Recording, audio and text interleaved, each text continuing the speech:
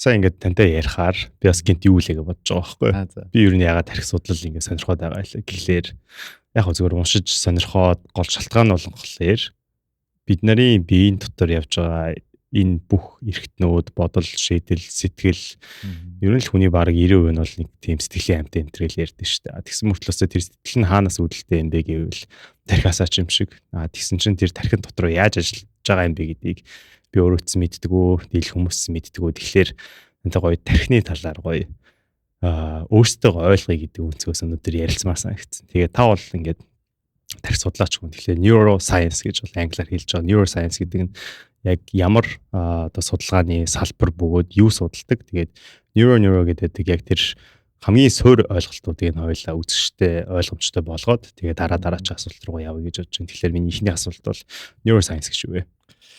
За neuroscience гэдэг бол уг талаас нь мэдээ тайлбарлах юм бол нейрон буюу одоо мэдрэлийн эс. Тэгээд science буюу шинжлэх ухаан те. Neuroscience гэдэг бол одоо мэдрэлийг судалдаг шинжлэх ухаан гэж ерөнхийд нь товчтой ойлгож байна. Миний хувьд юу гэж хардаг вэ гэвэл neuroscience бол биднээсийн одоо философиг харах цонх. Юу гэж жоохон дэлгэрүүлээд ярих юм бол биднээсийн тархин дотор ямар нэгэн процесс болоод тэр процессын үндсэн дээр биднээс өнөөдөр бүх үйлдэлүүдийг хийж байгаа. Тэгэхээр олон мянган жил одоо философи шашин ч юм уу энэ талаас ингээ харах юм бол хүний одоо жишээ нь гадна талаас ямар нэгэн цочрол ороод ирлээ. Тархин дотор нь ямар нэгэн процесс болчлоо.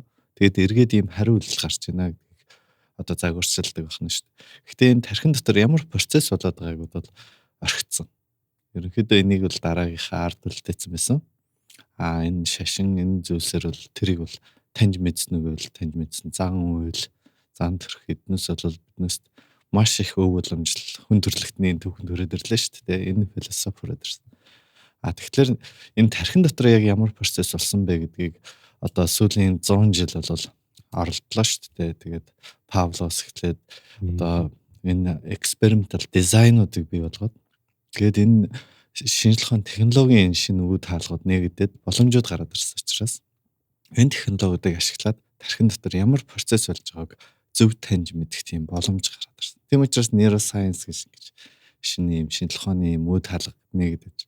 Тэгээд science гэдэг талдаа юу чухал вэ гэхээр science бол ямиг таньж мэдэх, танин мэдэх гол үндэс байдаг. Гэхдээ тэрийг таньж мэдсэн зүйлс дээр бүтээдэг. Тийм. Тэгэхээр өнөөдөр биднээс neuroscience-ийн бүтээл чинь AI ч юм уу ингээд тэр нөгөө таньж мэдсэн зүйл маань бодитоор биелээд гараад ирлээ шүү дээ. Энэ бол тэгээд энэ neuroscience-ийн гол хөгжлийн нэг том тойл болж байна. Одоо дараа энэ neuroscience маш олон зүйл рүү одоо өөр хөгөж өгнө. Энэ бол ангаах ухаан, нийгэм, соёл. Тийм учраас ер нь улс орон ийм чиглэлийн шинжлэх ухааныг бол барьж авч улсынхаа ч юм уу те хүн төрөлхтний том гол зорилго болж хөгжүүлж шүү дээ.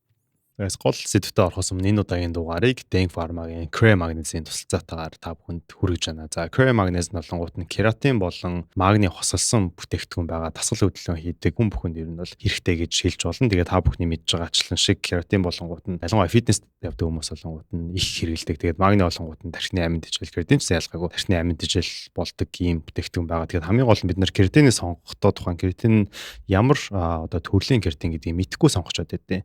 Тэгээд ер нь болонгууд хийх арга нарийн байдал бол ерөөхдөө нь өөр гэсэн үг лээ. Тэгээд тэр дундаа маш олон хамгийн их судлагдсан бөгөөд хамгийн найдвартай гэж үздэг нь болонгууд monohydrate буюу монголоор бол моногидрат гэж нэрлэдэг. Тэгэхээр заавал моногидратын бүтээгдэхүүнийг сонгосноор таны одоо эрүүл мэнд чинь альва гаж нөлөө үзүүлэхгүй мөн түнчлэн үр дүнгээ хөвдсөн шингэцэн хөвдөн цаамаагүй сайн бүтээгдэхүүн болж орж ирдэг байгаа. Иймээс хэрвээ та аль хэдийн одоо кератин уудаг юм бол кератины савн дээр нь байдаг яг ямар төрлийнх нь кератин бэ гэдгийг харахад илүүдэхгүй байхаа гэж бодож байна. За Deng Pharma-гийн Magnesium болонгууд нь моногидрат төрлийнх бөгөөд Германы буюу хамгийн үйлдвэрийн өндөр чанартай өндөр стандарттай хийгдсэн кератин 300-тай тэгээд дээрээс магниг 200 олгосон юм хосолсон бүтээгдэхүүн байгаа. Тэгэхээр ер нь зөвхөн дасгал хөдлөө хийдэгч биш тархины оюуны олон ажил хийдэг. Тэгээд нэг жоох ингээд ядарсан байгаа үедээс юм уу уучих юм бол таны одоо бүтээмжигч юм бол өсөх талаас нь ядралтыг ч арай гайгүй болох талаас нь ажиллаж өгдөг байгаа. Мөн түнчлэн мэдээж фитнесээр ажилладаг өөр булчингаа нөхөх зорилготой байх юм бол заавал уугаараа ер нь эмч болгон болон судлаач болгоны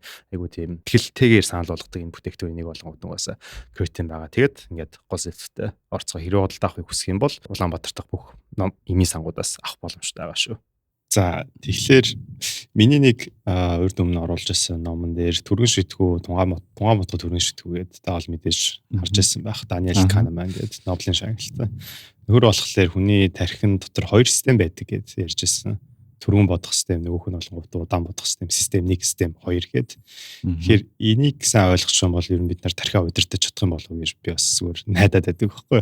Тэгэхээр ямар бодол нь ер нь ингээд бид арай өөрөөр илэрхийлэх юм бол ухамсартай айл эсвэл ингээд ухамсаргүй гэдээ бид нар бас монголчууд хэлдэг шүү дээ. Тэгэхээр ямар үйлдэлүүдийг бид нар ер нь ихэвчлэн ухамсартай гэдэг ямар үйлдэл нь ухамсар руу хийгээд байт юм бэ? Энэ хоёрыг яг ингээд нэг коридороор нэг мэдээлэл ороод хоёр өөр тийш ингээд дамжаад байна гэж би нэг зураглаад байгаа байхгүй. Тэгэхээр та энэ талаар илүү дэлгэрүүлээд яриад байна. Тэгэхээр тийм маш сонирхолтой асуулт л та. Миний хууч ажиллаж байсан одоо тэнхэм лаборатори маань яг энэ төргөн буюу дотоод энэ innate behavior гэж хэлж байгаа юм л да. Тэгээ нөгөөх нь болохоор биднес илүү их нөгөө нэг одоо урт замыг тоолдог, илүү их ингээд мэдрэхүйн хувьд тэрийг одоо их ойлгож ухаарж биднес бодож байгаа үйлдэл байна гэсэн юм хоёр үйлдэлүүд гарч байна. Гэхдээ яг үндсэндээ биднес ингээд сайн анзаарах юм бол одоо суур энэ ухамсаргүйгээр маш олон үйлдэлүүдийг өдөр хийж байгаа. Биднесийн нүүд ингээд хөдөлж байгаа, хамраам биднесийн ингээд одоо ингээд сууж байгаа энэ behavior гэдэг бол өөрөө маш олон ухамсаргүй үйлдэлүүдийн нийлбэр цогцолж байгаа. Энэ дотроос эстожинх нөгөө мөсөн оргилын орой гэдэг шиг жинхэнэ үзүүр дээр нь биднээс ингээд ухамсарлаад сэтгэж бодоод анхаарлаа төвлөрүүлээд ингээд хараад байж байгаа маань бол энэ том процессын жижигхэн үзүүр нь гэсэн. Тэгэхээр энэ хоёр зам бол тодорхой замууд нь бол ижилхэн зам дэгээр явагддаг. Нөгөө тодорхой үлдсэн хэсгүүд нь болохоор юунууд үл ухамсарлах байлаар биднээс хийж идэг.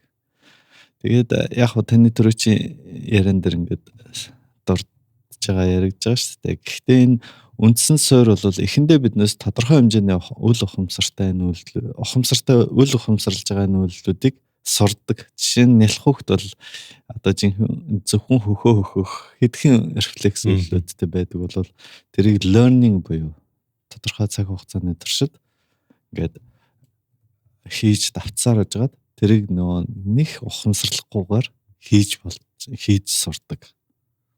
Энэ бол биднээсийн тархины энэ дотоод бүтэц багныг ингэж үүсгэж бий болгосон учраас тэр багнаар мэдээлэл дамжаад биднээсийг юм нэг бодохгүйгээр ухамсарлах шаардлагагүйгээр биднээсийн зам төрх behavior-ыг бүрдүүлээд энэ нөгөө нэг дотоод энэ каркасыг бүтээсэн байдаг. Энэний үндсэн дээр биднээс өөрийн яг мэдэрч байгаа ухамсарлаж байгаа энэ мэдрэмжийг хүлээж авчихна л да. Энэ цаашлаад сэтгэл зүйтэй холбоотой байна гэж бас байх уу? Надад нэг сонирхолтой асуулт төрлөөлтэй. Та түрүү ингээд дурж байгаа олоодаа нялх хөхтөд ингээд сураад learning гэдэг зүйлээр ухамсаргүй болгож байна аливаа зүйлсийг. Тэнгүүт нь бид нар нөгөө гаднах ертөнцөөс ямар нэгэн одоо мэдээлэл хүмүүсийн ер нь л ингээд нөгөө дотроо ингээд боловсруулад гаргаж байгаа тэр заавалч нэг айгүй олон шийдвэр гаргалтууд ухамсаргүйгээр ингээд гарч байгаа шүү дээ. Тэгэхээр зарим хүмүүс болгонгууд нь жишээлбэл наацхийн зүйл дээр ингээд шууд ингээд уур хуцаар нь үрдэг ч юм уу, бачимдаг ч юм энэ тэргээд хүн болны зан характер ингээд өөр байгаад байгаа. Тэгэхээр тэр зан характерыг бүрэлдүүлж байгаа нь бас яг тэр талд ухамсараар хийж байгаа те. Тэр үйлдэлүүд байх уу? Маш сонирхолтой хэсэг. Яагаад вэ гэхээр хүний тархинд бол одоо тэр чинь ухамсартай ухамсаргүй гэсэн хоёр зам байхаас гадна ухамсаргүй дотор өшөө бас сэтгэл хөдлөлийн нэг систем байна. Тархийг ерөнхийдөө ингээд анзаараад хахад бол нэг юм хоёр том үйл ажиллагаа явагдаад байгаа юм. Нэг нь бол тархи бол цахилгаан одоо станц шиг ажилладаг. Нөгөөх нь бол нэг том хими станц шиг ажилладаг. Хоёр ийм том системийн нэгдэлтээр биднээс бий болж идэг. Тэгээд энэ сэтгэл хөдлөлийн суурь бол ерөнхийдөө химийн том станцын үйл ажиллагаа явагдаад байгаа юм шиг харагдаж байгаа байхгүй юу? Ерөнхийдөө зөвлөл тэ. Энэ химийн систем бол өөрөө сэтгэл эерэг байна уу, сөрөг байна уу, биднээсийн сэтгэл зүйн төлөв ямар байна? одоо зарим ямархуу мөөдүүд байдаг шүү дээ. Ингээд биднүүсийн сэтгэл зүйн стейтүүд ямар байгаагаас тухайн хүний гаргаж байгаа хариу үйлдэлүүд ижилхэн цочрол өөр хариулт. өөр хариул. Тэр нь илүү их юутай холбоотой гэвэл тэр сэтгэл хөдлөл тэр нөгөө нэг мөөдүүдтэйгээ илүү их холбоотой. Тэгээд энэ систем чинь болохоор ерөнхийдөө одоо ингээд сэтгэл зүйхаа тэр нөгөө төлөвүүдтэй холбоотойгоор уурлах уу, баярлах уу гэдэг энэ шийдвэрүүд тархинд бий болоод байна. Тэгэхээр шийдвэр гаргах их чухал. Тэгэхээр энэ хоёр систем хүний энэ тархины энэ дохны хэсэгт хоёул очиж мөргөлдөөд нэг тийм тесрэлт үүсээд ямар одоо шийдвэр гарах вэ гэдгийг үүсгэж байгаа байхгүй юу. Тийм учраас одоо биднээс тэр одоо өөрийнхөө дотоод эмошн сэтгэл хөдлөл амьдралынхаа одоо энэ юг мэдэрч сурах. Тэгээд одоо гаргаж байгаа шийдвэрийнхаа одоо арсенал шийдвэрүүдийнхаа тэр гаргаж байгаа одоо логикоо сурах. Энэ хоёр бас их чухал. Тэгэхээр яаж сурах уу? Тэгэхээр би өмнө нь бас нэг Япон ламтай 4 жилийн өмнө л подкаст хийжсэн байхгүй. Тэгээ мань хүн юу гэж хэлжсэн бэ гэвэл би асуугаад та юу ууралтгүй гэдгсэн чинь уур хүрдэг гэж байгаа байхгүй. Хүрдэгцсэн хэсэг хугацааны дараа би тайвшраад өөртөө ярилцаад ярилцсны үцэс би яг нэг өөр юм бодлоор тухайн ууруудаа ингээд зохицуулдаг болохоос уур хөдлөх аль эсвэл ингээд гомдох, бачимдах, харьцуулах тийм негатив филингүүд болонгууд нь хүнд угаасаа төрхөн ойлгомжтой. Хамгийн гол нь тэд нарыгаа нэг тайван болж байгаа. Дараа нь зохицуулаад, боловсруулад шийднэ гэдэг ийм процесс хамгийн чухлаа гэдэг тэр лам хүн бол тайлбарлаж ирсэн. Тэнд бүх зүйл ингээд тэр чинь ингээд тархин дотор явагдаад байна шүү дээ. Тэгэхээр түрүүн яг тэд нарыг ойлгоод сурах нь чухал гэж байна. Тэгэхээр тархи судлаач хүн талаасаа ер нь яаж одоо тэртэй ингээд өөрийгөө контролтой, рационалаар гэж байна. Болгож сурах вэ. Одоо жишээ нь маш сонирхолтой асуулт байна л да. Тэгээд ерөнхийдөө хувь хүн болгон одоо жишээ нь энгийн тайван байж ах жишээд би чадна. Одоо стресс дараагүй зүгээр ингээд тайван юм төлөвт болохоор би яагаад уурсан болоо гэмээр тэр нөгөө сэтгэл хөдлөлүүд нь байж идэг. Тэгэхээр хамгийн нэгдүгээр асуудал бол өөрийгөө таних асуудал байгаа байхгүй. Өөрөө одоо нөгөө ухамсарал гэдэг биднээсээ одоо нэг ухамсарлаж байгаа энэ төвшин ба шүү дээ. Энэ төвшөндөө өөрийгөө таних. Ер нь яагаад уурладгийг, би яагаад баярлдгийг, би яагаад сөрөг бодол миний толгойд орж ирээд байгаа хүртэл одоо өөрийгөө ажиглах нь шүү дээ. Ингээд ажиглаад ирэхлээр чинь биднүүсийн бодол ер нь хэлбэрчтэй тодорхой хэмжээний сэтгэл хөдлөл сая ярьсантай химийн холбоосуудтай одоо associative memory гэж хэлж байгаа. Холбоос үүссэн. Аливаа нэг зүйл биднээсээ эерэг болон сөрөг сэтгэл хөдлөлийн юм нейромедиаторуудтай холбоотойгоор ингээд нейроны ансамбл үүссэн байт юм уу гэж анзаарч байгаа байхгүй. Тэр нейрон одоо жишээ нь энэ угаасаа энэ сөрөгдөө гэсэн байдлаар нөгөө харагдахлаар сөрөг медиаторууд биес ялгарч байгаа жишээ. Тэрийг нь олон удаа давтахаар улам бэхжээд итгэл үнэмшил болоод байдаг. Тэгэхээр би яагаад сөрөг гэдэг энэ мэдрэмжүүд орж ирж байгаа юм гэдгийг өөрийгөө задлж таниад ирэхлээр тэр үйлдэлүүд чинь болохоор одоо хүндээ танигдаж эхлэх нь шүү дээ. Энэ нь бол нөгөө нэг ухамсарлах гэдэг ургуулan бодоод ухамсарладаг тэр системийг л одоо хөгжүүлэх юм бол энэ бүх зүйлсүүдээс одоо нөгөө гарч чадах нэг том гарцна гэж бодож байна л доо. Тэгээ мэдээж хүн болгонд тэр уурлах, баярлах, айх бүх нөгөө нэг сэтгэл зүйн төлөвүүд чинь орж ирнэ. Орж ирэхдээ ямар замаар орж ирж байна? Үүнийг биднээс яаж одоо таньж мэдээд задлж дүгнээд үнэхээр аймаар зүйл байсан нь, үнэхээр уурламар зүйл байсан нь гэдгээ ингээд таниад эхлэхлээр асуудал чинь нөгөө нэг хөвчлэн дотор шүү дээ. Тэгэхээр мэдээж гадна байгаа нэгэнт биднээс хамааралгүй болоод өнгөрч байгаа юм бол тэгэл болоод өнгөрнө шүү дээ. Тэр талаасаа л илүү их сайн ухамсарлах хэрэгтэй байна. Яг үнэ. За жишээлбэл эдгээр ухамсарлах, өөрийгөө таних гэдгийг нэг удаа үйлдээд дуусгах хэсэг зүйл байгаа шүү дээ. Нэг өстөө дадал болох хэвээр гэсэн үг. Тархин доторх энэ дадал бүтэж байгаа явц нь айгүй сонирхолтой санагдаад байдаг л та. Тэгэхээр яаж аливаа зүйлийг зөвхөн ингэ сэтгэл хөдлөлийн зөвлөж биш. За жишээлбэл хүн өглөөс ирээд орноосоо босоод шүдэ угаана гэдэг маань нэг дадал болчихсон. энэ дадлыг хийхгүй бол шүтээ оохгой яваад тах чинь айгүй хэцүү болцсон шүү дээ тархин дотор. Гэтэ хүн чинь угийн нөгөө нэг биологийн хувьд ингээд авч үзвэл тэр хүү нэгдэл юу байсан нөө чулуун зэсэг байсан нөө шүтээ угаадгүй байсан байгаа болохоор тархин дотор шинээр суулгацсан нэг код байгаа дээ шүү дээ.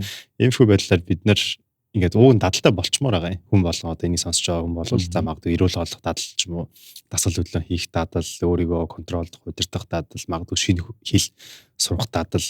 Энэ дадлуудыг яаж тархины хувьд ингээд хэвшүүлэх вэ гэдгийг өнөөдөр тантай илүү гүнзгий ярилцмаар байгаа. За зарим номон дээр олонгууд нь ингээд төрөл бүрийн ингээд арууд бичсэн байна л да. Өдөр болгон тавтах юм бол ингэн тэгэн те магадгүй ингээд тухайн дадлаа хийснийхаа дараа өөрийгөө жижиг урамшуул энэ төр гэдэг ч юм уу. Та юу гэж ер нь хүмүүст зөвлөх вэ? Энэ дадал тал дээр маш чухал. Би ерөнхийдөө хүмүүст ингээд надаас зөвлөгөө авч байгаа хүмүүст бол би ингэж хэлдэг. Сэтгэлийн эерэг төлөвийг хамгийн эхлээд дадлгажуул гэж зөвлөдөг. Яагаад вэ гэхээр ерөнхийдөө ингээд хүмүүсийн амьдралын дундчийг хараад хад сэтгэл өөрөө юм гэрэлтэй гэгээтэй зүйл байхгүй. Тэгээ тэрийг ингээд харанхуулуулах юм бол харанхуулал хүмүүст гэдэг чинь энэ цээжин дээр нэг хүнд оргиол харанхуулал ингээд дотор харанхуулал юунаас болоод байгаа нь мэддэхгүй байна. Гэл ингээл ерөнхийдөө өөрийнхөө ингээд нөгөө нэг дотоод сэтгэл нь харанхуй байгаа гэдгээ бас хүмүүс мэдрээд байдаг. Угаасаа ингээд дотоод гэрэл их өндөртэй хүмүүсээс байдаг шүү дээ. Тэр хүмүүс болохоор бас ингээд унжаах үедээ би нэг л биш болоод байна гэдгээ ерөнхий хүн бол мэдэрдэг шүү дээ. Мэдрэмж дээрээ суурлаад мэдрэгддэг. Тэгэхээр би бол өглөө босоод эсвэл унтахынхаа өмнө хүмүүс яах вэ гэвэл эрэг тэр сэтгэлийн гэгээг бол өөрөө өөртөө бүр үүсгэж дадлагших хэрэгтэй. Тэр нь яаж юу гэсэн үг? Тэгэхээр түрүүн би нэг ярианда тохиолд орсон те биднээс ямар нэгэн бодол ямар нэгэн нейромедиатор та ингээд associative memory association буюу холбоос үүсгэсэн байдаг. Тэгэхээр би одоо жишээ нь дотоод сэтгэлдээ өөрийнхөө дотор ингээд хайрыг бүтээл та. Тэгвэл би хамгийн хайртай хүнийхээ тухай бодох ч юм уу те эерэг тэр өөрөө өөртөө амжилтыг хүсье гэх юм бол хамгийн тэр өөрийнхөө амжилт гаргаж ирсэн тэр юг өөрийнхөө дотор бий болгох ч юм уу те. Энэ чинь ингээд өөрийгөө гэгээлэг болгож өгч байгаа байхгүй юу? Тэрийг ороо тэрийг сэтгэл дотроо бүтээх. Нөгөө нэг асуудал болохоор мэдээж биднээс амьдрал чинь сэтгэл зовох юмнууд гарч ирнэ тий. Тэр одоо маш олон ингээд асуудлууд мэдээж гарч ирнэ. Тэгэхээр сэтгэл зовоосон асуудлуудыг удаан бодох шаардлага байна. Одоо манай Монголд бас хүмүүсийн нэг нийтлэг биднээс ч их сургасан нэг асуудал болохоор чи яасан юмнаас санаа зовдгүй. Одоо нөө зовх нь их сайн юм одоо behavior юм шиг ингэж одоо unconsciously ингээд биднээс амьдралын нэг хэсэгт ингээд суулгацсан байгаа байхгүй. Тухайн үедээ бол хэрэгтэй байсан те юмыг боддог хүний оронд өөрийгөө тавьж үзэж чаддаг иймэрхүү нөгөөх нь ингээд behavior болоод дадлагшаад ингээд тодорхой ингээд насанд ингээд олон жил давтаад ирэхлээр тэр нөгөө нэг өөрийгөө бас сайн байгаад байгаа байхгүй. Сөрөг юм сэтгэл хөдлөлийн суурийг тэгээд энэ одоо гэрэлгүй байдал ч юм уу ийм сөрөг сэтгэл хөдлөлийг ингээд маш удаан хугацаагаар 2-3 жилээр 4-5 жилээр ингээд 10-15 жилээр ингээд биедээ авч яваад болохоор нөгөөтгөндөө бас хүмүүс харьцан удантууд за нэг санаа зовх юм дуслаа. Одоо дараагийнхаа санаа зовх юм хайж болж ингэсэн. Ингээд ахлаар хүн яаж байгаа гэхээр асуудал нь шийдэгдсэн аливаа юм санаа зовж ш тэр хүн сэтгэлээ тайлбарлаад байгаа юм шиг үр тийм нөгөө нэг донт амьдралын тийм хэвшилт хүмүүс маш их хүмүүс тэгж ордог байхгүй бүр ингээд амьдрал дээрээс ингээд эрүүл мэнд юм талаасаа ингээд өөрчлөлтөд гараад ирсэн хүмүүстэй ингээд ярилцсан гот чинь бүр хин нэгэнд ч юм уу ямар нэг юм санаа зовхгүй баг тэр нь өөрийгөө нөгөө хүн гэж үзэхгүй маягийн хэлбэртэй болцсон тийм тэрийгэ нөгөө нэг их сайн хүн байгаад байна гэсэн тийм хэв шинжтэй хүмүүс бас байгаад байгаа байхгүй. Тэгэхээр тэр хүмүүсийн чинь өнөөдөр чи наадхаа бол гэдэг хэлээ чадахгүй. Ягаад гэвэл тэр маш олон юм жил давтцсан учраас. Тэгэхээр эхлээд ядаж өглөө сэрхтээ нэг эерэг юм бодоод шинэ унтахтаа нэг анзаарах үедээ нэг эерэг юм бодоод гэд ингээд яагаад тахлаар 3-6 сар жилийн дараа гэхэд тэр хүмүүст ингээд тодорхой хэмжээний сэтгэл зүйн өөрчлөлтүүд гарч эхэлж байгаа. Тэгэхээр тэр хүмүүс ч маш их бүтээлч чадвар нэг юунууд нь эргээд өсдөг. Амьдралын гэрэл гэгээ ингээд нэмэгдээд эхэлдэг. Бүтээмжийн гэсэн бүтээмж нь их юмыг ингээд сөрөг талаас нь ингээд хараад байхлаар сөрөг ийм нейронуудын ансамблууд их үүсэж байгаа байхгүй. Тэр нь тэгээд сөрөг сэтгэл хөдлөлийн ийм төвөдтэй илүү их холбогдоод эхлэхээр одоо нэг тухайн асуудал биш байсан ч гэсэн өөр асуудлуудыг сөргөөр харах тэр нэг юунууд нь нэмэгдсэн. За тэгвэл энэ асуудал ингээл бүтэхгүй те нэг зохиол бүтээн шүү дээ. Одоо биднээс тэгээд биднээс unconsciously байдлаар тархинаас ирж байгаа тэр мэдрэмжээ дагахлаар за энийг болий тэгээ болохгүй. За энийг болий ингээ болохгүй гэд ингээд энэ талаар бас илүү дэлгэрэнгүй танаас асууя. Зохиол бүтээн гэдэг чинь тийм бид нар хүний нэг тийм хамгийн том мөн чанарын нэг нь юм шүү. Төсөөлөн бодох болоогүй зүйлсийг. За одоо жишээ нэг за хамгийн наацх ингээд жишээ авах юм бол маргааш ямар нэгэн өглөө тийм ингээд өөрийгөө өөрчлөх дадал ч юм уу ямар нэг эерэг зүйл ингээд бодчихлаа. За maybe маргааш өглөө 5-аас ингээд гарчгүй гэж бодоод. За өглөө 5 гээд босчингууд нь орон дотроо ингээд хүн чинь зохиол бүтээхэд эхэлчихэж байгаа. За би яг гарвал бүр амар даарах байхаа гэдэг чинь. Би гарсныхан дараа амар хөлрөөд гэртээ усанд орж ирээд тэсэр байтал арга ажилдаа амжихгүй юм биш үү гэдэг ингээд толгойд тэр нэг кинон ингээд тоглогдоод яваад байгаа шүү дээ. Тэгэхээр энэ нэг төсөөлөн бодох хүний ур чадвар амьдралд заримдаа эргээр нөлөөлнө. Гэтэ зөв миний анзаарч байгаа бол маш олон зүйл дээр сөргөөр нөлөөлөд байх шиг байгаа юм. Тэгэхээр та энэ төсөөлөн бодох гэдэг зүйл тархин дотор ер нь ямархуу уруулууд явагдаад ер нь одоо тархин дотор юу болдог вэ гэдгийг та нэг задлаад нэг тайлбарлаад өгөөч.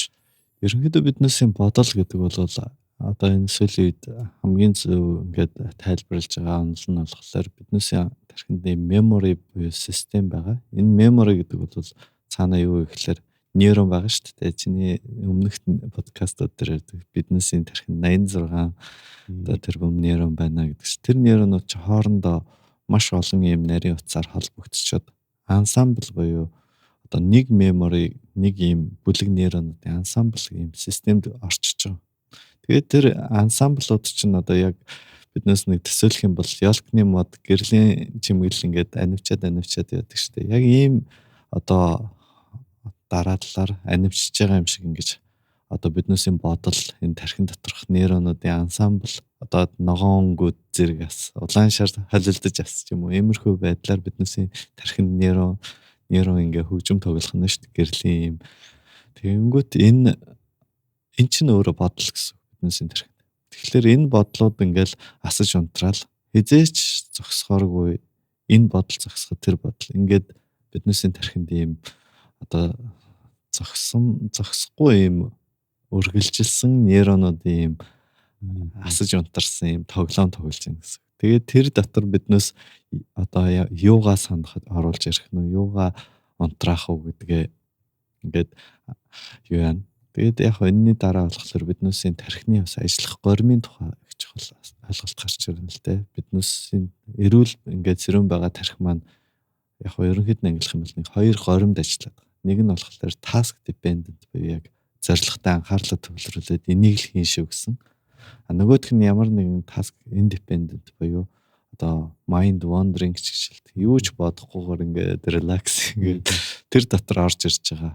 Ингээд машин бариа явж итэл бүр шал өөр юм бодцсон явж байдаг шүү дээ. Яг иймэрхүү бодлоод ингээл биднээс тархинд хөөрөөд идэг. Ямар нэгэн хамгийн бага энерги зарцуулаад ингээд тэгэхээр энэ хоёр гормон дээр энэ нөгөө нейронууд тоглоод байна л гэсэн.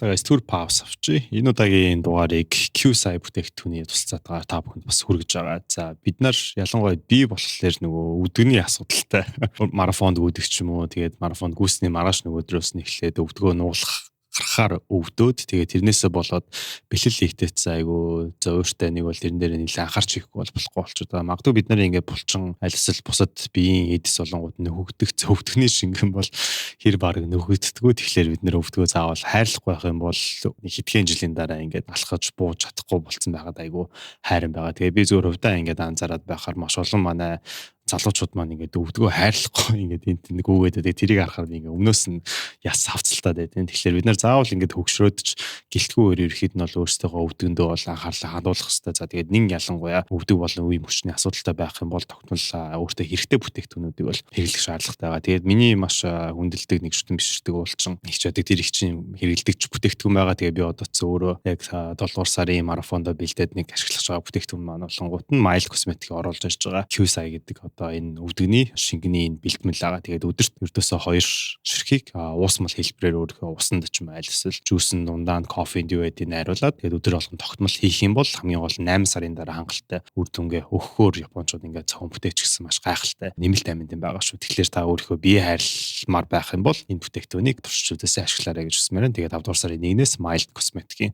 бүх салбараар худалдаалагдчихж байгаа. Ингээд гол сэдвтэй буцаж орцгоё. Тэгэхээр тэр за одоо жишээлбэл амьдралдаа нэг тийм ямар нэгэн чухал шийдвэр гаргалтууд ч юм уу те хийх үедээ би тэр task oriented байгаа горим дээр нь бодох хэрэгтэй гэсэн үг айлцал ингээд амраа сэтгэл санаагаа өөдрөг болгоцсон байгаа үедээ чухал шийдвэрээ бодох хэрэгтэй гэсэн үг. Айлцал тухай чухал шийдвэрээ яаж зохицуулах вэ гэж бодож байгаа тэр хооронд аль хэдийн аль нэг систем нь ингээд асчдаг уу. Тэгэхээр шийдвэр гаргах өөрөө маш комплекс систем л те. Ерөнхийдөө биднээс амьдралд одоо энгийн амьдрал дээр маш олон шийдвэрүүдийг ухамсартай болон ухамсаргүй байдлаар гаргаад идэг, гаргацсан байж идэг. Гэхдээ чиний хувьд болохоор одоо маш чухал шийдвэр гэдэг ингээд нэг одоо том гэж ойлгоо л да. Их чи point өгцөн те анхаарал хандуулсан тийм шийдвэр. Чи тэр шийдвэрийг одоо гаргахад нэг бол яах юм? А хувилбар нь болохоор зөвшөөрөх, нэг бол Б хувилбар нь болохоор эсрэгээр нь хийх. Эсвэл бол яг тэр цаг хугацааны тэр тайминг дээр юу ч шийдэхгүй л дээ. Эднээс ч бүгдээр шийдвэр үүдэг тий. Шийдвэр. Тэгээд энэ шийдвэрүүд биднээсийн тархинд болохоор юу үлдээдэг вэ гэвэл чи тухайн шийдвэрээ гаргачлаа. Гаргаад дууссан бол тэр шийдвэрийн тухай эргэлзээ байхгүйгээр шийдэх гэдэг бол биднээс хамгийн чухал.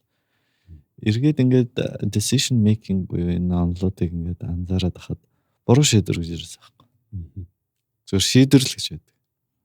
Тэгээд эцэц юу вэ гэхлээр тэр шийдвэртээ өгж байгаа сэтгэл ханамжийн л асуудал хэрэг. Оноож байгаа утга учир нь шүү дээ. Утга өгж байгаа. Тийм учраас чухал шийдвэр, чухал биш шийдвэр гэж байхгүй. Зөвхөн шийдвэр гэж байгаа. Яг ингээ анзаараад тахлаар яагаад би нэг ярьж байна вэ гэхлээр одоо ингээд neuroscience судалгаанууд бол тодорхой behavior-ыг судалж байгаа шүү дээ. Тэрэн дээр ингээд task төлөвлөөд тэгээд тэр task нь болохоор тодорхой магадлалаар тэр нөгөө ямар сэтгэл ханамж өгөх үү гэдэг нь тодорхойлдог тийм таскууд байна л да. Тэгэнгүүт чинь ихэвчлэн эерэг тийм сэтгэл ханамж өгдөг тэгсэн мөртнөөс сөрөг үр дагавартай таскуудыг өгөөд ахад сэтгэл ханамжтайгаар хийгээд одоо чинь буруу одоо чихэр идэх гэдэг ч юм уу тэтгэр зүйл хэлж байна. Ерөнхийдөө яг бид судалгаанд бол behavior-ыг гаргаж ирэхин тулд янз бүрийн урамшууллын системийг ашиглана л та. Гэхдээ одоо жишээ нь task буюу даалгаврыг хөндрүүлдэг байхгүй юу? Хөндрүүлээд ингээд шат шатаар хөндрүүлээд хахад одоо өөрийнхөө анх таньсан тийм эерэг гэж бодож исэн одоо юг таскыг хөндрээд ахт нь хүртэл үргэлжлүүлээд хийгээд байдаг. Одоо амтан дээр жишээ нь шүү дээ. Харин эсрэгээрээ бүр хөнгөн болоод урамшуулал нэмэгдчихэд хахад хуучин анх ингээд нөгөө нэг сэтгэл ханамжин сул байсан таска болохоор хийхгүй байх ч тийм. Тэгэхээр энэ нь болохоор хүний энэ behavior, ер нь амтны энэ behavior гэдэг чинь бол энэ сэтгэл ханамж дээр суйрлаад одоо дараагийнхаа нөгөө prediction буюу ямар нэгэн хүлээлт байгаа шүү дээ. Тэрэн дээрээ илүү их төвлөрч явдаг гэсэн. Одоо үйлдэл авдаг гэж. Ингээд ойлгож болж байгаа. Миний ойлгосноор тухайн шийдвэр гаргалт ер нь бид нарын ингээд удиртаад байгаа зүйл нь яг таны хэлсэн шиг бидний хүлээлт хийчээд энэс нэг урамшуулах гээд байгаа дээ шүү дээ. Тэгээд сүүлд миний нэг уншсан ном дээр тэр нь өөрөө асуудал юм байна гэж зөвхөн дэвшүүлээд тэр хүлээлтэнд дандаа хүрнэ гэсэн үг бол биш. Нэг бол бүр ингээд хит давуулаад хийшдэг ч юм уу тийм. Тэгээд хүний тархи чинь дандаа суралцаал тухайн модулаа ингээд шинжилээл явж идэг. Тэгээд дандаа тиймэрхүү байдлаар ингээд за дараагийн зүйл за би ер нь хангалтгүй юм байна. Тэ аль хэслийн ингээ бүтлгүүтчлээ гэдэг надад өшөөх ингээл тэр хэрэгтэй байлаа гэд. Тэгээд яваад ангууд нь ерөөсөө хизээж ханахаа болчдөг гэдэг ч байгаа байхгүй юу. Тэнгүүд ханна гэдэг мэдрэмж нь бас өөрөө ингээд айгу сонин зүйл байгаад урт хугацаанд тэр нөгөө сэтгэл хангалуун байдлаа мэдрэх юм бол бид нар альва буруу зүйл буруу татагдахгүй шуналтай болохгүй юм шиг те ингээд ерөөхдөө нь байгаа зүйлдээ талархаад амьдрчмаар байгаа байхгүй юу. Тэгэхээр яаж урт хугацаанд ямар нэгэн үр дүнгээсээ гой сэтгэл хангалуун байдлыг мэдрээд ер нь 50 амьдрах байл гэдэг нь өнөөдөр үеийн орчин цагийн бид нарын хамгийн том шийдэх ёстой асуудал болчиход байгаа шиг байгаа. Тэгэхээр та энэ тал дээр юу гэж бодож байна? Яг ингээд би бас чиний асуултыг сая ингээд сонсоод өмнө бодогчсэн бодлоо юм л да. Тэгээ саналаа л да. Тэгээд ингээд хүн ер нь юун дээр ингээд тулгуурлаад энэ одоо оюун ухааны хүлээгээд авцсан бэ? Ийм чадвартай болцсон бэ гэдэг ингээд хөгжлөөр нь ингээд бодогдонгуудын маш их урт юм маш өндөр олон саадыг давсан тэр хүслүүдийг биелүүлж одоо хүсэл гэдэг юм чинь өөрөө хамгийн чухал биднээсийг ингээд энэ урт замд аваадэрсэн нэг чухал үзэлт байгаа байхгүй тий ингээд анзаараад байна. Тэгэхээр хүний энэ тарих бол одоо хүн амьтан бүгд адилхан л та. Одоо best rewarding буюу тухайн одоо нөгөө predict хийгээд тухайн reward авчлаа. Яг ижилхэн авах юм бол илүү их хүсдэг. Энэ нь бас ингээд яахлаар энэ зөвлөдүүдийг илүү их байгаагаасаа илүү их хөгжих төр одоо байгаа төвшнгөө дараагийн төвшин рүү ахиулах төр нөгөө нэг юуг нь мотивашныг нь бас бий болгож идэм болов гэж харагдаад. Тэгэхээр одоо 50 сайхан амьдрья гэдэг чинь нөгөө талдаа бас дахиад яг энэ төвшнгөөс цаашаа хөгжихөө байя гэдэг л нэг суур философи асуудлыг бас хөндөж байгаа юм шиг надад бол тухайн үед санагдчихсан баг.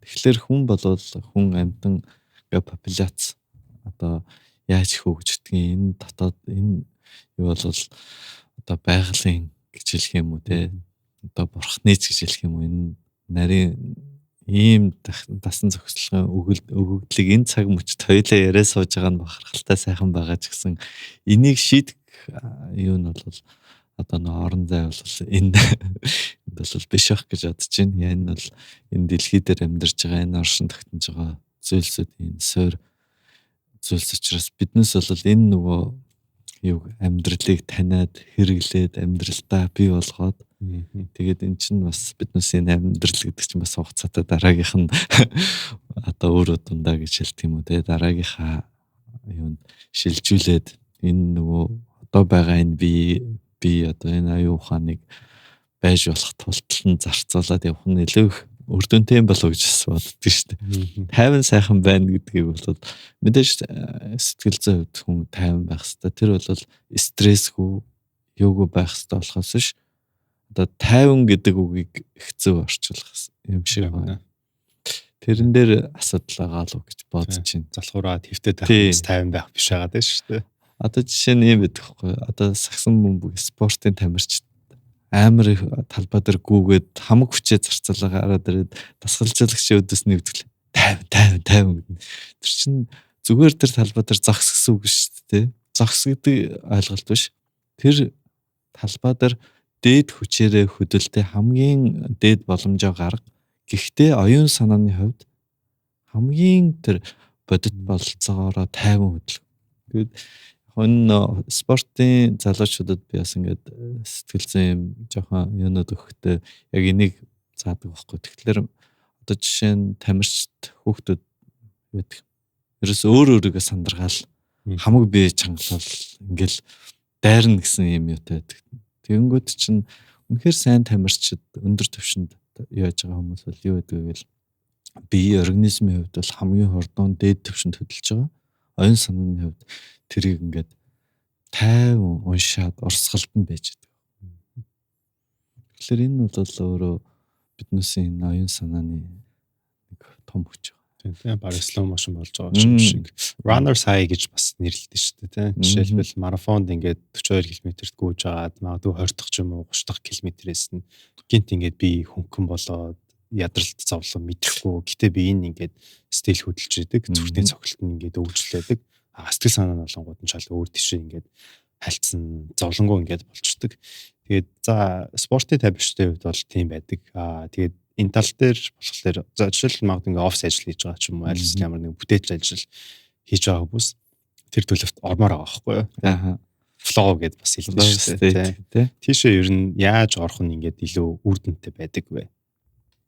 Яг уу би бол спортын талбай дээр бол маш их тийм flow state-д бол орж одоо ийм амжилтуудыг одоо яг ингээл цаг ингээл удаан болоод тий бусад өрсөлдөгч тамирчны хөдөлгөөнүүд ингээл удаашрал бүх хөдөлгөөнүүдийг нь уншаал ингээд юу бол тийм state-д бол маш их орж төвлөдөг байсан. А яг оффист ингээд яг шинжлэх ухааны ийм ажлуудыг ингээд хийж явах үед яг multiple task тодорхой ингээд хийх юм ингээд тодорхой болоо те би ийм хүрээнд дотор ийм юу хийндэ гэсэн юмд орж ирээд ингээд multiple task дээр ажиллахад бол ийм state-д бол маш урттай ажилтдаг юм шиг миний хувьд бол санагддаг. Олон таскыг зэрэг хийх дүү. Одоо behavior-ийн судалгаа хийхэд чинь биднээс ингээд animal behavior те технологийн одоо нэг юунуудыг зэрэг ажиллуулна. Одоо хоёр гар амжихгүй юм шиг ийм үйлдэлүүдийг бас зэрэг хийх тохиолдлууд байдаг. Тэгээд эднээс дээр чинь ингээд бодоол те ингээд юм бол яахгүй. Тэгэхээр учраас аль болох биеэрээ мэдрээд дотороо ингээд яагаад тэгэхээр биеийн дотоод мэдрэмж илүү их булчин энэ дотоод мэдрэмжээ ингээд ашиглаад эхлэхээр илүү их амархан flow state руу ордгийн болов гэж надад мэдрэгдсэн. Зүгээр яг энийг яг миний зүгээр хувийн туршлага гэж хэлэх юм уу те. Зөв. Миний хувьд хүмүүс намайг ингээ flow state-д орж ажилламаар байна ч юм уу иймэрхүү юм бол илүү их дотоод бие мэдрээд өөрийнхөө хөдөлгөөнүүдийг ажиглаад дотоод тал руугаа их шингэж чадах юм бол тийм одоо нөхцөлд орчноосоо тасраад байгаа юм шиг мөрчлөнгөөсөө яг орчиндөө хамгийн гоё зохицоод эхэлдэг state-д юм шиг санагддаг шүү дээ. Бүр basic зүйл рүү яриад асуулт асууя. Flow state руу орхосоо ч өмнө эхлээд анхаарлаа хандуулчмаар байгаа байхгүй юу? Танд хийж байгаа ажил дээрээ. Яг тэгсэн тэр нь өнөө цагт маш том асуудал болчих. Хүмүүс анхаарлаа төвлөрүүлж чадахгүй болсон, гар утасны хамаарал нэмээ зүйлсээс болоод attention spam гэж нэрлэгдээд байгаа тухайн зүйл нь бүр ингээ богинохон болоод тэгээд тогтож сууж чаддаггүй. Тэгээд ялангуяа олон эцэг их нар бол энэ тал дээр хүүхдүүдтэй яаж ингээд альва зүйл дээр одоо бие даалтан дээр ч юм уу гэрийн даалгавар дээр тогтож суулгаад нэг юмны ард гарахын тулд эхлээд анхаарал хандуулчмаар байна шүү дээ. Тийм шүү. Тэгэхээр тэр анхаарал хандуулах, тэр чиглүүлэх гэдэг зүйлийг тарих судлаач талаасаа та хүмүүст юу нэг зөвлөх үү? Яаж бид нэр анхаарлаа нэг зүйл дээр тогтоон барих вэ?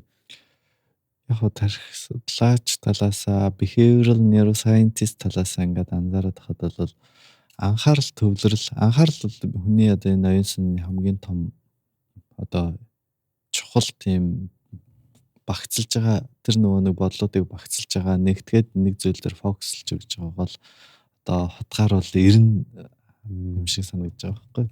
Тэгээд анхаарлыг биднээс одоо ингээд дасгалжуулах хэрэгтэй.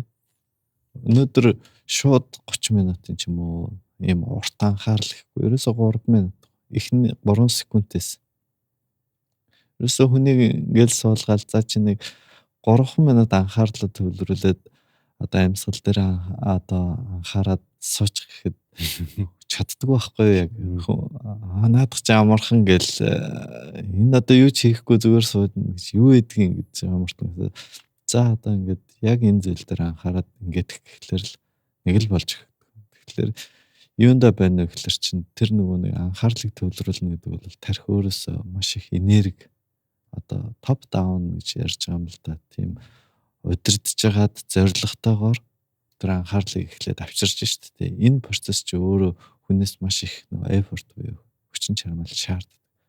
Тэгээд энэ процессыг хүн ингээд хийгээд ахлаар тэр чин түрүүн бэлжс дадал болоод эхлэхээр хэвийн зүйл болж эхэлнэ. Би маш их хичээж шүү гэж энийг хийдэг биш. Зүгээр би хийж шүү л гэж хийдэг болоод эхэлнэ. Ингээл сайжруулаад хахад тодорхой хугацааны дараа нөө тарих судлалын одоо надтай ингээ харьцаж байгаа хүмүүс амар тэгж асуудаг. За маргааш миний одоо анхаарлыг мундаг болгоод. Өнөөдөр миний сэтгэлийг ингээ сайхан болгоод. Тийм ерөөсөө байдаггүй. илүү их нөгөө нэг урт хугацааны дадлагшил суурилсан тийм ажлуудыг тэр хүн хов хүнээсээ шалтгаалж хийж байна. Зүгээр биднээс бол замыг л зааж өгч байгаа шүү дээ. Тэгээд хүнийг бол хөөрчлөх ганц л хүн байдаг гэсэн. Тэр нь өөрөө л гэж. Тийм учраас тийм анхаарал дээр бол тийм. Ерөөсөө хов хүн өөрөөсөө эхлэн хүүхэд ч гэсэн ингээд сонирхолтой юм хэл гэж анхаарлаа эхлээд төвлөрүүлж сурах хэрэгтэй. Түүнээс ш хүчээр ингээл биеийг нь суулгаж байгаа л анхаарлыг нь төвлөрүүлэх гэдэг. За чи яг одоо энийг хийгээд тий. Тэр хүүхдийн хувьд тэр чинь шал утгагүй байна. Харин тэр хүүхдтэй тоглох хэрэгтэй. Тоглоом дотор анхаарлыг төвлөрүүлж штэ. Амжилтанд хүрдэг тэр ямиг шингээж өгөх хэрэгтэй. Тийм байна. Тэнгүүт нь за тэгвэл шин зүйл сурлаа гэж бодъё те. Тарих талаасаа ер нь хүн өглөө сурсан дээр байдаг юм уу?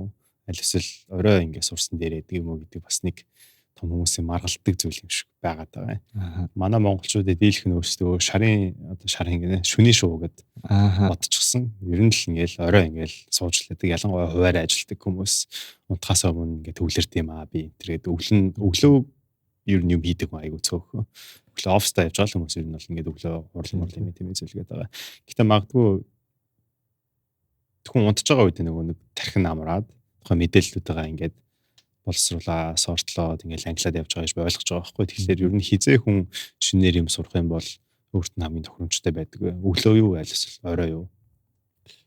Тийм. Тэгэхээр миний хувьд бол өглөө гэж хэлнэ. Яагаад тэгж хэлж байгаа гэхээр бид түрүү нэг ихэнх үед ярьсан те. Тарих бол горим гэж их чухал юм байна гэж. Тэгэхээр сэрүүн горим, унтлагын горим гэж бүр хамгийн дээдлэлт нь ангилах 2 горим байна. Түрүүн би сэрүүн горим дээр ингэж ажиллаж байна гэдэг. Тэгэхээр унтлагын горим гэдэг бол sleeping гэдэг одоо нойрны физиологийн том асуудлууд яригдана. Тэгээд миний зүгээр ингээд анзаараад өөр дээрээ ч гэсэн анзаараад ингээ ойлгосон зүйл бол түрүүн чиний ярианд гарсантай орой ингээд анхаарал их сайн төвлөрч гинөө. Ингээд юм хийхлээр төвлөрөөд юм ойлгоод байгаа юм шиг тийм мэдрэмжүүд тэр төрөд байгаа байхгүй. Тэр нь би зүгээр ингээ анзаараад хаад хүн одоо орчин үеийн хүмүүс одоо шөнийн нойрныхоо эхний нэг циклийг одоо холгаалдаг болсон.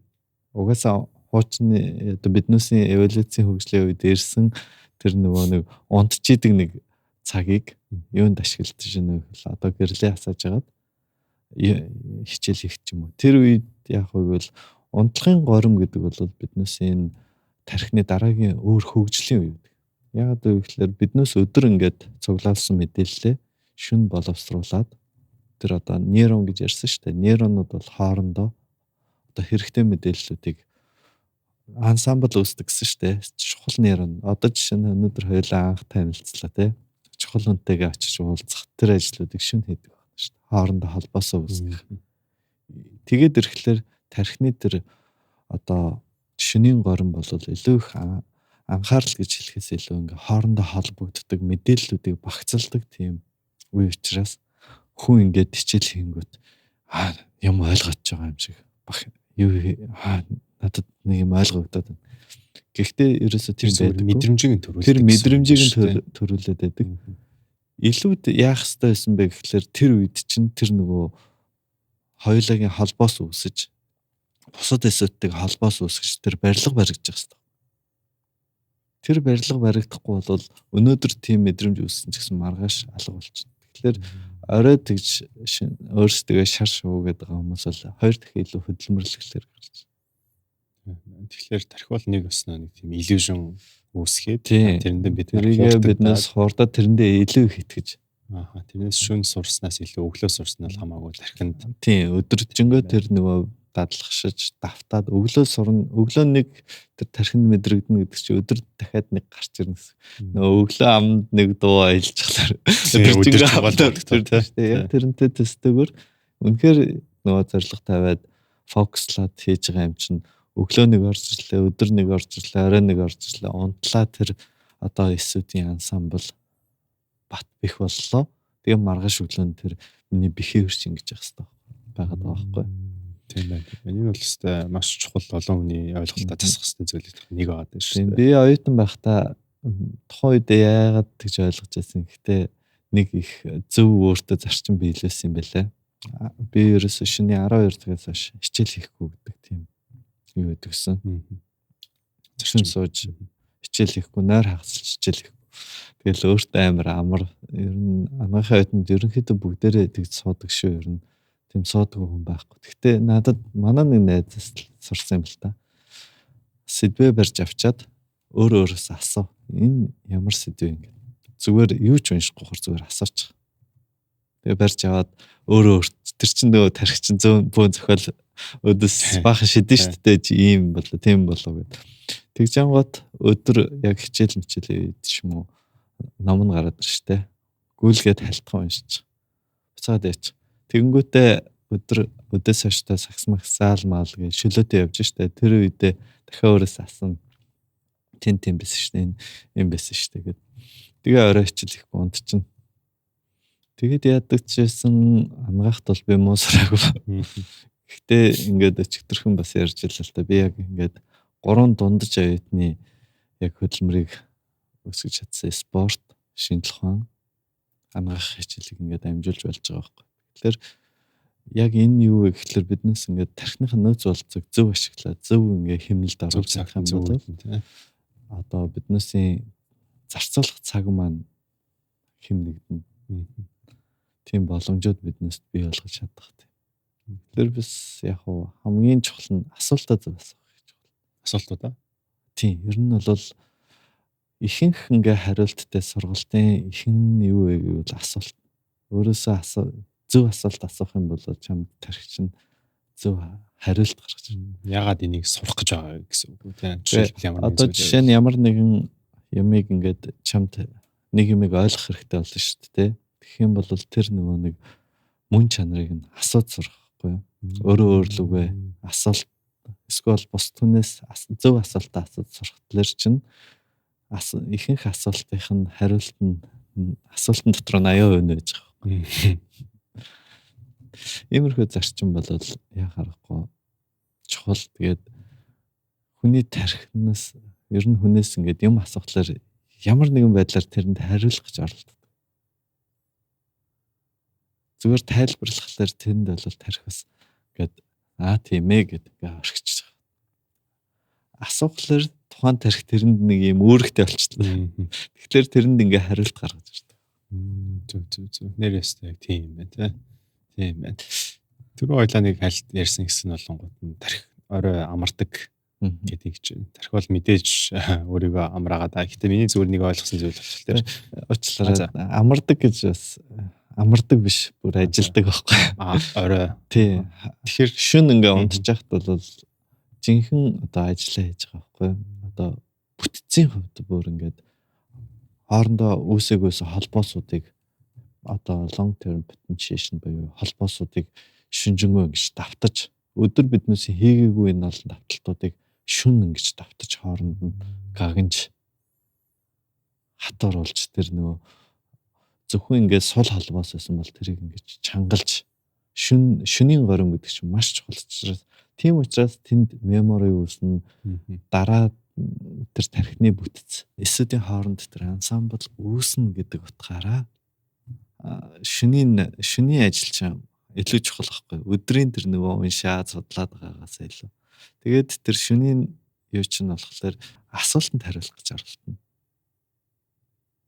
Шөнийн унтчих үед чинь зөв асуултыг хариулах гэж оролддог. Тэгэхээр яг ингээд унтцсан байгаа буюу ухамсаргүй байгаа мөртлөөсөө тарих бол өдрийн бодсон асуудлуудаа ингээд өөрөө шийдээд гаргаад явж идэг гэсэн үг юм шүү дээ.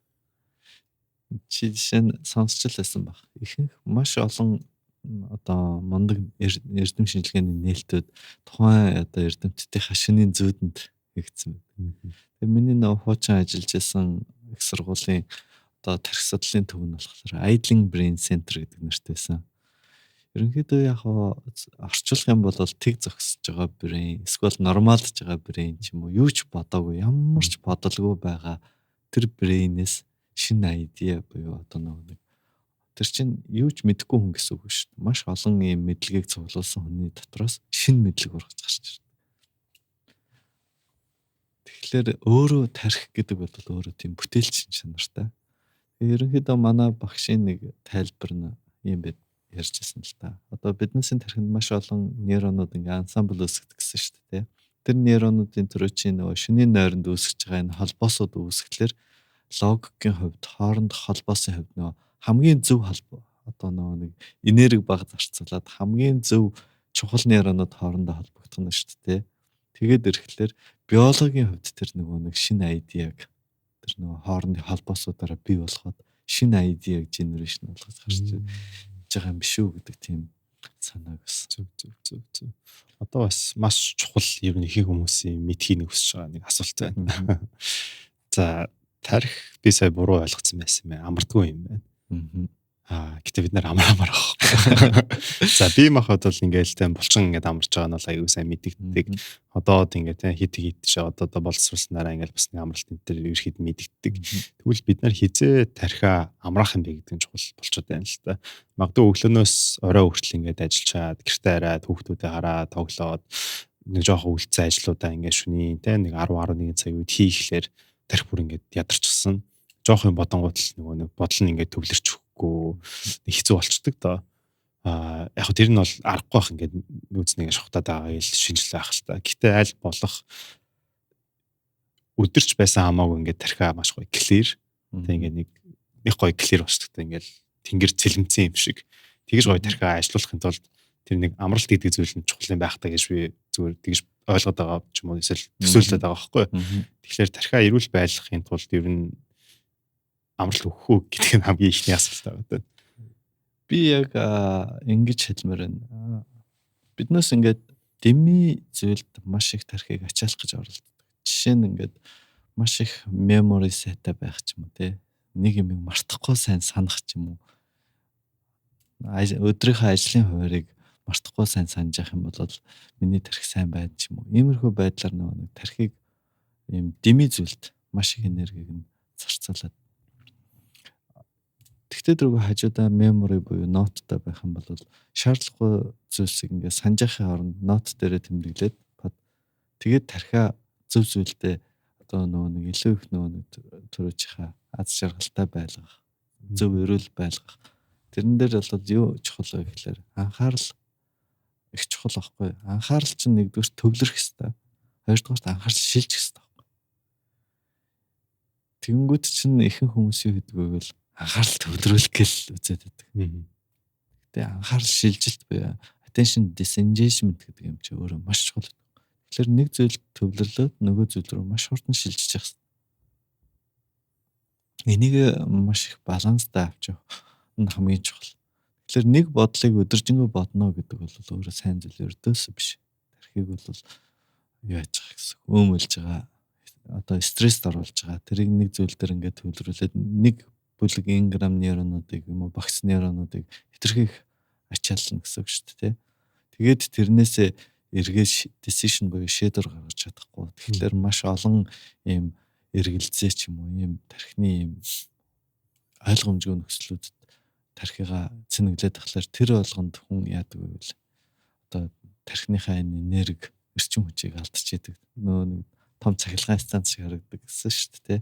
Тэрний оронд бол юу хийх ёстой вэ гэвэл тодорхой хугацаанд асуудал мөн үү нэгт зөв асуух. Асуултаас энэ цаг хугацаанд мөн үү шийдэхтэй шийдвэр гаргах.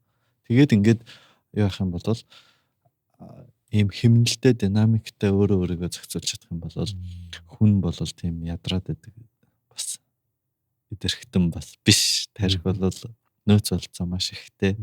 Тэгээд тэндээсээ ингээд одоо хуваарлах нь шүү дээ. Өөрийнхөө тархины энэ асуудал би хичнээн бодоод энэ цаг хугацаанд энэ асуудал шийдэгдэхгүй бол тэрийг маш сайн орхих хэрэгтэй.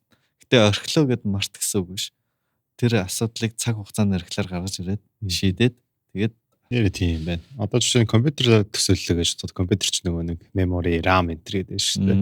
Амар олон одоо Chrome дээр браузерууд ингээд нээчингүүд гац буцаад эхэлдэгтэй адилхан хаах системнуудаа хаагаа шийдэх системнуудаа шийдэхгүй байх юм бол гол зүйл дээр төвлөрч чадахгүй Яг гэж байгаа юм тийм. байна те. Яг инженеэр хэлэх юм бол тэнгуут нь бид нар ч болохоор нөгөө нэг одоо нөгөө шийдээгүй амар болон жижигхэн таскууд за жишээлбэл нэг ажлын мэйл дээр хариу бичих хэвээр. Гэтэ тэрийг нь жоохон бодох гээд байдаг. Тэрнээсээ болоод залхуу өрөнгөтэй хизээ гэдэг мэддэхгүй хойшлцдаг. За тэгээд нэг хурал руу ч юм уу ороод нэг чухал ажил хийж байгаа үед гинт нөгөө нэг шийдэгдэг асуудлууд ингээл бодогдолгаа нэрээ тэрийг хийх хэрэгтэй байна. Гэтэ гисэрэн байгаад ер нь ингээд тарих ингээд ядарчдаг. Гэсэн юм биш үү? Харин яг энэ асуудлууд ч юм бол тархийг маш их ядраадаг. Тэрнээс биш тарих бүр үнэхээр тийм нөөц болцоотой гэдэг нь одоо maybe Elon Musk ингээд өдрийн 19 цаг 20 цаг ажиллаж ийн гэдэг нь бид нар ингээд сонсонгууд нь амар гайхаад байгаа зүйл байгаа ч гэсэн тэр хүн бол яг тэр жижиг асуудлуудаа бүгдийг ингээд шийдээд зэгцэлсэн учраас айгу maybe баг нойрол авч ивэл ингээд ирүүлээр тарих нь бол ажиллаж байгаа гэж ойлгох юм байна. Ер нь бол тийм. Ер нь асуудал бас ингээд анзаарах юм бол том жижиг ч ерөөсөө байхгүй. Асуудал бол асуудал. Тэгээд бүгднгийн нэг юм төвшөнд авч үзээд тэгээд нэг нэгээр нь шийдэж эхлэх юм бол асуудал их хөнгөн болж байгаа. Түүнээс биднээс тэр том байна, жижиг байна гэдэг чинь биднээс сэтгэл хөдлөлийн асуудал. Утга оноож байгаа асуудал. Утга оноож байгаа. Асуудал бол асуудал. Тэнд чи цаг зарцуулах уу? Зарцуулах хэрэгтэй. Цаг хугацаа. Тэгээд одоо нэг юм лог рационал сэтгэлгээ хэрэгтэй шүү дээ. Энэ бүгдийг ийм учраас гэж шийдээд эхлэх юм бол асуудалт чинь ингээд том жижиг гэж байхгүй болоод асуудал бол асуудал. Тэгээд шийдэх. Тэгээд шийдлүүд нь чамд ингээд нэг эерэг сэтгэлдлүүдийг одоо сэтгэл ханамж өгөх нь шүү дээ. Тэгэхээр юу нь чухал вэ гэхэлэр чи асуудлыг шийдсэн л чухал байхгүй. За энэ асуудлыг нэг буруу шийдлээд гэсэн сөрөг фидбек гэж ярьдаг л та тий. Эерэг тийм сөрөг фидбекүүд ерөөсөө энэ нөхцөлд энэ цаг хугацаанд энэ асуудлыг шийдэх хамгийн зөв болох нь миний гаргаж байгаа шийдвэр гэдэгт өөрөө өөрийнхөө талд байна гэдэг л хамгийн чухал. Тэгээд ирэхлээр чиний эрч хүч нэмэгдэнэ. Хийж байгаа үйлдэлүүд чинь улам их гүйцэтгэл тодорхой ингээд шийдвэр гараад тэрний ард акшн бий болж байгаа. Энэ акшнгуудтай чи эерэг сэтгэлээд л өгöd тахлаар юу өснө гэсэн. Тийм эерэг цикл рүү өөрөө орж эхэлнэ гэсэн. Тэрийг нь хийхэд бол хамгийн гол нь нойроосоо аваад. Тий, нойроосоо аваад. Тэгвэл би хамгийн сүүлийн асуултаа ингээд асуучих. За, эрүүл дадал бол бүх талаараа л хүн угаасаа маш сайн. Тэгээд рүү хэлсэн шиг бид нар унтах цагаараа сэрүүн байгаа болохоор ингээд ер нь айгүй олон ингээд асуудлуудад ингээд оролцолтод явдаг. Тэрнээс хүний миний нэг тийм ойлгож итгэдэг зүйл маань болохоор бид нарын нийгэм мөн түнчлэн бид нарын бие организм болохоор сүүлийн нэг хэдэн зухан жилийн дотор асар их хэмжээгээр одоо бие организм хүрээлэн орчин маань асар их хэмжээгээр өөрчлөгдөд. Тэрнээс хүний бие гэдэг бол миний зүгээр ойлгож байгаа бол за магадгүй 30 жил ч юм уу тэрнээс илүү олон жил амьдрахаар зориулагдаагүй байтал одоо ингээд нийгэмд сайжраад эрүүл мэндийн бүтээгдэхүүнээс гарч ирээ хангах ингээд хөгжсөний улмаар бид нар аль болох урт удаан хугацаанд зөв эрүүл дадалтай нийгэм тасан зогсоод амьдрах шаардлага болчихж байгаа юм. Тэгэхээр одоо ингээд маш олон хүмүүсийн нэг санаа зовдөг зүйл нь олонгууд нь тархиа аль болох олон жилээр эрүүл байлгамаар байна. Төрөл бүрийн ингээд хүчин зовлон тусаатай тань мэдхгүй ур чадвараа алдмааргүй байна гэдгийг ч байгаа юм. Тэгэхээр энтэй холбогдох дадал, зуршил анхаарах хэрэгтэй зүйл.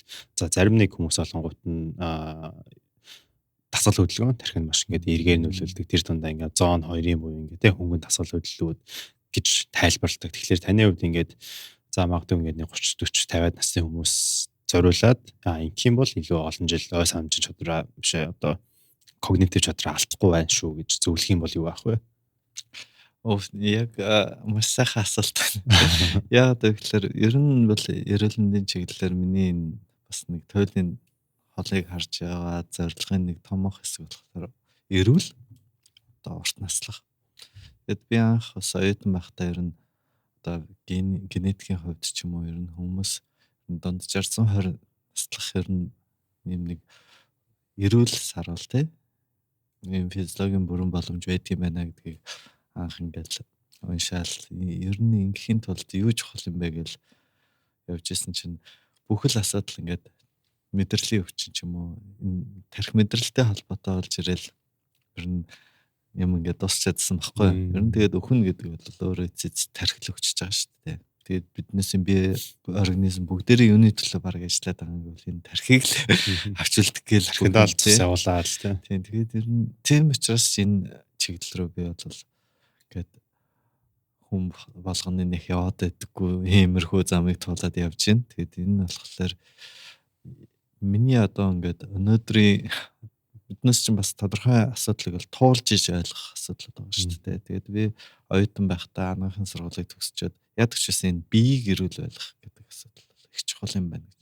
Одоо жишээ нь халдварт өвчин, халдварын бас архаг өвчлөлүүдээр өвдөхгүй байх, эрүүл мэндэд хамгаалах, спорт, бие махбодын тодорхой хэмжээний хөгжил, бие цогцыг бол эрүүл байлгах их чухал юм байна гэж хичээж явж илаа л та. Тэгээд аливаа ямиг хийх гэж байгаа бол өөр дээрээ харуул гэдэг л надад бол үндсэн зарчим тухайн үед бас суусан юм шиг. Тэгээд ингээд эрүүл биетэй байх хэрэгтэй гэдэг зарчим бол миний одоо 40 хүртэл явж исэн байсан бол одооноос ингээд надад дахиад нэг чухал орж ирж байгаа нэг 40-оос 90 нас хүртэл бол надад юу чухал байв.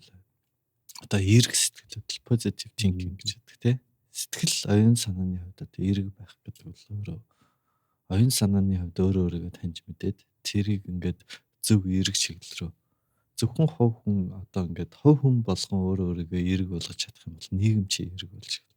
Тэгэхээр эерэг тийм гэгээлэг нийгэмээс одоо уран бүтээл нийгмийн сайн сайхан урган гарч ирдэг. Тэгэхээр хүний энэ үндсэн мөн чанар ч бол өөрөө юм гэгээлэг эерэг зүйлд тэмүүлдэг тийм юутай дорхноо юм эерэг зүйлийг бол хүлээгээл аваад явж чаддаг тийм систем байгаад байхгүй. Яагаад гэвэл биднес ингээд хүн болгож нийгэмд яг тэр нийгэм чинь бол дандаа эерэг зүйл дээр одоо юунд хүрдэг нийгмийн одоо зөвшөлтсөлд хүрээд өгч. Тэгэхээр хамгийн ихэнд миний одоо хэлмээр байгаа тархиа одоо эрүүл урт удаан наслахныг үндэс бол бие нэг дээр л авч явах хэрэгтэй. Хоёрт бол оюун санаа ухамсараа эрүүл болгох хэрэгтэй. Одоо эерэг зөв ямиг ингээд эерэг зөв талаас нь өөртөө нөгөө нэг тарих бол тэгтээ тэргөө зохиол бичнэ. Тэгэхээр тэр зохиолыг эерэг гол дүртэй тийм зохиол өөртөө бүтээж сурах хэрэгтэй. Энэ үүний тулд бол өөрийнхөө сэтгэл хөдлөлийг ойлгох хэрэгтэй. Миний сэтгэл ер нь юунд хөдлөд байгаа гаргаж байгаа шийдвэрүүдийнхаа сэтгэл хөдлөл болон юг одоо арцнаал тэр сэтгэлгээ хоёрынхоо одоо балансыг өөртөө ингээд дүгнэлт хийж сурах юм бол энэ нэг одоо 40-оос 80 насны хооронд хүн ингээд эрүүл ингээд тархи чинь тэр болгонд ингээд ажиллаад байна. Эерэг ажиллаад. Яг тэгэхээр энэ насны хүмүүс ерөнхийдөө их стресстэй. Миний ингээд анзаараад хахад бол ийм сөрөг сэтгэл стресс энэ зүйлсүүд маань хүнийг болохоор илүү их хурдан хөгшрүүлдэг. Илүү их нөгөө нэг одоо амьдралын чанарыг нь бууруулдаг. Өвчин зовлон үүсгэх тэр нэг том үндэс болоод байгаа байхгүй. Тийм учраас энэ үед бол одоо нэг өөрийгөө таниад эхлэхлээр чинь өөрийнхөө бодлыг мэдрээд таньж орж ирнэ. Тэгэхээр оюун санааны хувьд болохоор эрүүл болох. Тэгээд үлдсэн 40 жил биднээс юу хийх юм бэ гэх юм бол илүү их одоо нэг хүн болж байгаа тэр одоо 80-аас 120 шүү дээ. Тэр насраа бол биднээс одоо илүү их нэг энэ дотоод хүн мөн чанар тэр ариусл гэгэрэлээд юм уу тэр чиглэл рүүгээ мэдээж тэрнээс өмнө мэдээж суурай тавих хэрэгтэй шүү дээ. Тийм. Тэгж явах хэрэгтэй юм болов уу гэж ер нь хов хүнийхээ хувьд ингээд динамик зүй тогтол хардаг. Тэгээд анагаахын сургуульд ингээд сураад ичих нас дагаж ингээд би хөгжлийн энэ юунууд. Тэгэхээр яг энэ насныхаа үед өөрийнхөө эзэмшил зохих, туулал зохих тэр мэдрэмжүүдийг аваад тэр дээрээ суурилж хөгжиж сурах. Одоо 40-50 нас орчид хүүхдэр байгаад байгаа хүмүүс оюун санаа сэтгэлгээ гаргаж байгаа шийдвэр сэтгэл хөдлөлөө гаццсан хүмүүс зөндөө байна штэ. Тэр чинь тэгээд юу гэвэл дараагийн шат руу гарахаас татгалцсан хүмүүс байгаа шүү дээ.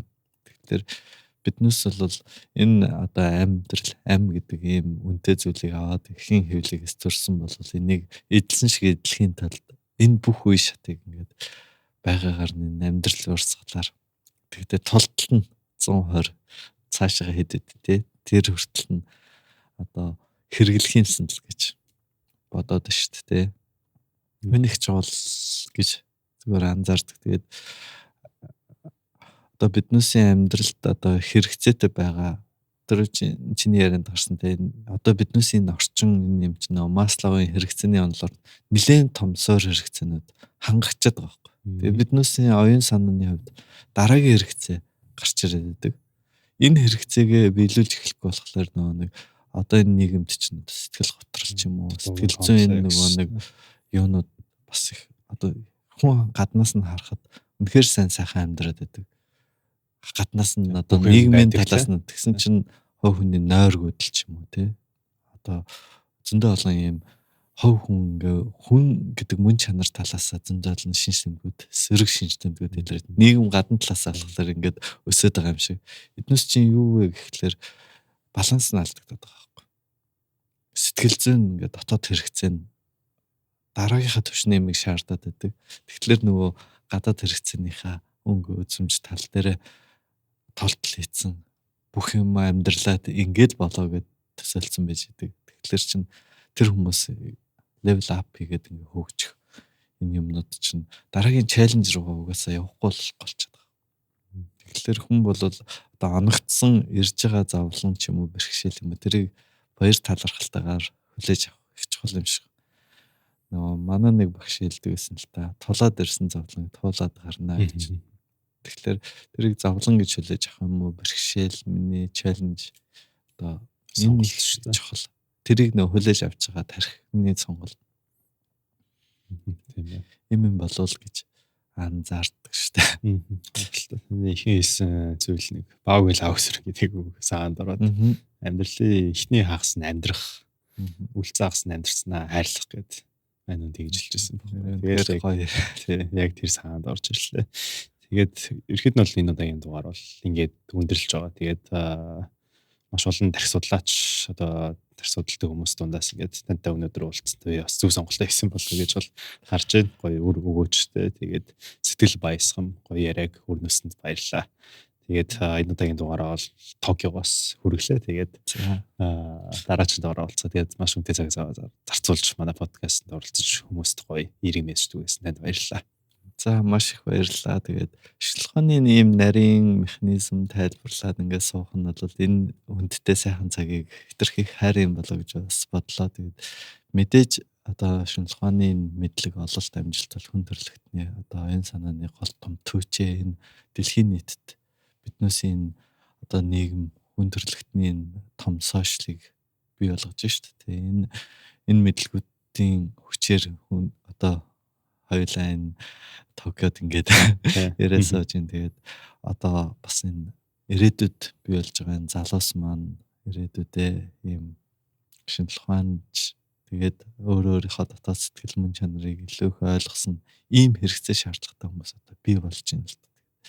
Яг харахгүй дэлхийн одоо чамайг анх яасан чи одоо бүрийн университи буюу universe гэдэг энэ мөн чанарыг таних гэж байгаа. Энэ нэрнээс нь эхлээд маш их хүндтэй сайхан санагдсан. Тэгээд ийм боломж олдож миний дуу хоолойг бас энэ подкаст сонирхогчд хүргэх энэ сайхан мөчийг бий болгосон чамд бас үнэхээр чин сэтгэлийн талархал илэрхийлье. Баярлалаа. Аригато гозаимас. Аригато гозаимас. За ингээд дараагийн дугаар уулзъя. Баярлалаа. За. Баярлалаа.